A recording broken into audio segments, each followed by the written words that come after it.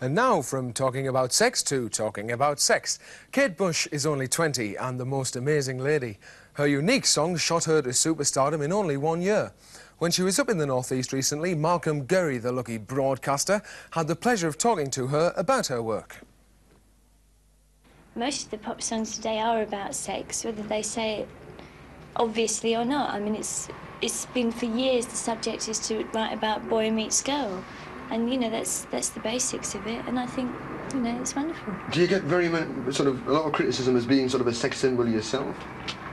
Well, I do, but as long as people appreciate me as a musician, as an artist, then that's great, because, you know, if anything comes in on top of that, that's just a bonus as far as I'm concerned. But I really want people to understand that I am a serious artist. I'm not just flirting around with the business, you know. I do take it very seriously. Yeah.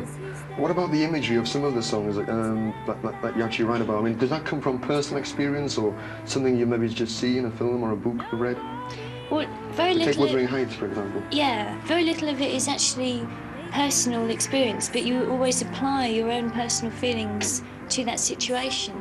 And with Wuthering Heights, it was quite easy to sort of leap into that particular character because she was so basic, you know, real tantrum stuff. Do you see yourself as in that sort of position? No, I don't think I'm like her at all, but there are parts of me that could be. You know, like when you start getting a little bit irritable and that comes out in you. But I think that's the great thing about all people. They have hundreds of different people inside them that now and again pop up and go, you know what I mean? And you think, I've never seen that one before, but it's incredible. Rock music is sort of notorious for its casualties, isn't it? Having had a year of it now, do you think there is a danger there?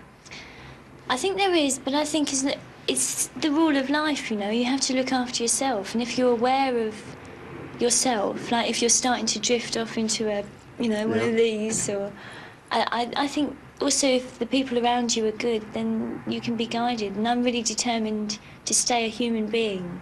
Whatever happens to me, I'm going to stay real as a person and keep doing my work, and there shouldn't be any danger. He's here. He's here. He's here. He's here. He's here. I hear him before I go to sleep and focus on the day that's been. I realize he's there when I turn the light off and turn over. Nobody knows about my man.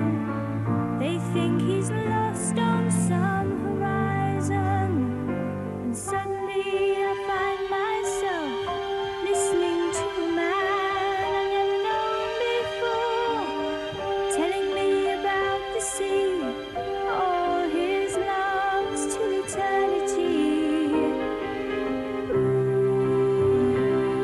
he's here again, the man with the child in his eyes.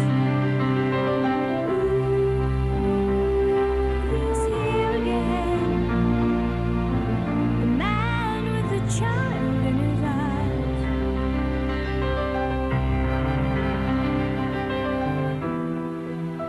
He's very understanding.